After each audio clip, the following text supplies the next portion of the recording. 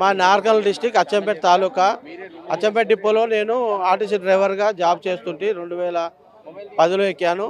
2018లో నా అన్ని కారణాల వల్ల టీమ్ సర్వీసు తిరుపతికి వెళ్ళి వస్తుంటే టికెట్ ఇష్యూ ఉన్నా కానీ చెకింగ్ వాళ్ళు ఎక్కి సెకండ్లలో టికెట్ ఇచ్చినావు నువ్వు అంటే టికెట్ మిషన్ పనిచేయలేదు సార్. వాళ్ళు ఎక్కినారు 15 నిమిషాల క్రితము. టికెట్ మిషన్ పనిచేయలేదు. ఇప్పుడే టికెట్ ఇచ్చిన పండుకున్న డ్రైవర్ లేకపోయి టికెట్ ఇచ్చొచ్చింది సార్ అంటే మమ్మల్ని టికెట్ ఇచ్చిన దాని మీద కల్పించుకొని వేరే వాళ్ళతో ప్యాసింజర్ తోటి మ్యాటర్ రాపించుకొని వాళ్ళు మైదుకూరులో ఎక్కితే నేను మైదుకూరు టికెట్ హైదరాబాద్కి ఇస్తే వాళ్ళతోటి ఇందులో మాట్లాడి వాళ్ళు కడపలో కామ్ చేస్తారనే వరకే కడపకి వెళ్ళి టికెట్ ఎక్కిరు వాళ్ళు. మైదుకూరు టికెట్ ఇచ్చినామని చెప్పి 132 రూపాయలు కలెక్ట్ చేసినామని చెప్పి నా మీద కేసు చేయడం జరిగింది సార్. అతనే మళ్ళీ మా డిపో అతను అచ్చంపేట డిపో అతను ఎన్ని సంవత్సరాలు అయింది మీ మీద కేసు? ఇప్పుడు మమ్మల్ని వచ్చేసి 2018 9వ తారీఖు సార్. అంటే దగ్గర 5 ఏళ్ళు దాటింది సార్. అయితే మేము ఈడీకి మెమోరాండం పెట్టించినాము, ఆర్ఎంకి మెమోరాండం పెట్టినాము, డివిఎంకి పెట్టినాము, అందరు రిజెక్ట్ చేసినారు. అయితే నేను చేసిన తప్పేం సార్ అంటే ఫస్ట్ నువ్వు తప్పు లేదు, నువ్వు టికెట్ ఇష్యూ ఉంది కాబట్టి మా డిఎం గారు ఏం చేశాను నువ్వు కోర్టుకో అని అన్నాడు. అంటే నేను హైకోర్టుకు పోవడం జరిగింది. అట్లా నేను కోర్టుకు పోవడం వల్ల నువ్వు కోర్టుకు పోయినా కోర్టుకి తెచ్చుకొని చెప్పి ఆఫీసర్లు అంతా రిజెక్ట్ చేసుకుంటూ వచ్చారు.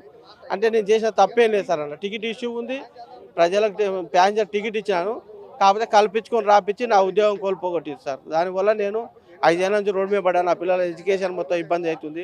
నా పిల్లల చదువులు రోడ్ల మీద పడ్డవి. మేము జీవనోపాధి చేసుకోలేకపోతున్నాము.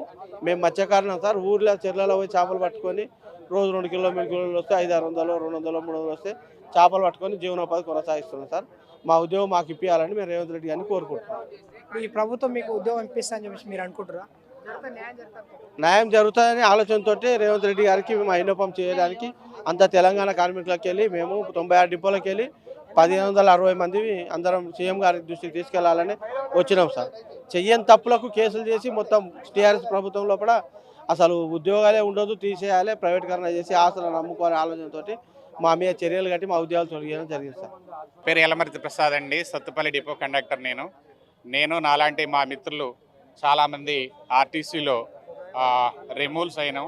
ఈ సందర్భంగా మరి హైదరాబాద్ ప్రజావాణి వేదిక ద్వారా సీఎం గారికి మా బాధలు వినిపించుకోవాలని వచ్చాము.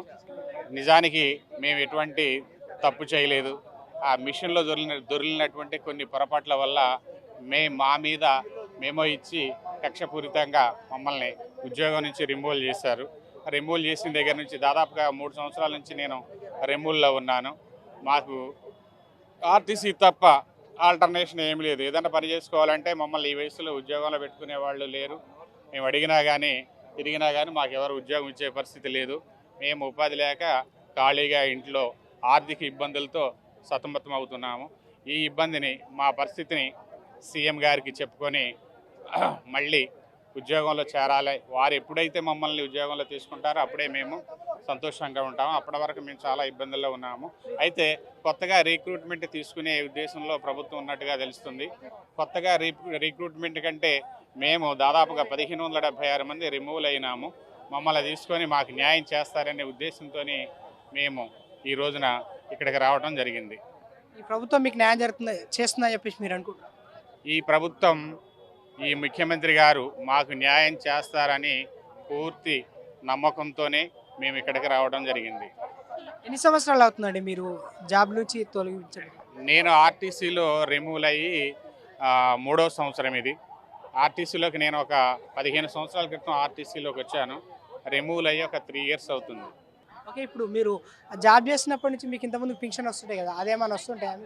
ఇప్పుడు మాకేం పింఛన్ కాదు కానీ హాఫ్ శాలరీ కాదు, ఆ శాలరీ లేదండి. మేము డ్యూటీ చేస్తేనే మాకు శాలరీ ఇస్తారు. ఇప్పుడు మాకు పెన్షన్ కూడా లేదు. మరి మీ జీవనాధారం ఎట్లా అండి మీరు ఇప్పుడు? అదే సార్, మాకు ఇప్పుడు జీవనాధారం లేకనే, మాకు ఏ మార్గం లేకనే మా బాధలు సీఎం గారికి చెప్పుకుంటే మాకు ఉద్యోగం ఇస్తారని ఆశతో వచ్చాము. మీకు అధికారులు ఎవరన్నా కలిసిరు అక్కడ? అధికారులు కలవడానికి మాకు 3 లెవెల్స్ అప్పీలు ఉంటాయి. 3 లెవెల్స్ అప్పీలు అంటే ఎక్కడ ఏ లెవెల్లో కూడా మాకు ఉద్యోగం ఇవ్వలేదు. ఇప్పుడు నేను 3వ లెవెల్ అప్పీల్లో ఉన్నాను, ఈడీ గారి అప్పీల్లో. ఈ విషయాన్ని మీ ద్వారా వారి దృష్టికి పోయి ఉద్యోగం ఇస్తారనే ఆలోచనతో మేము ఇక్కడికి వచ్చాము.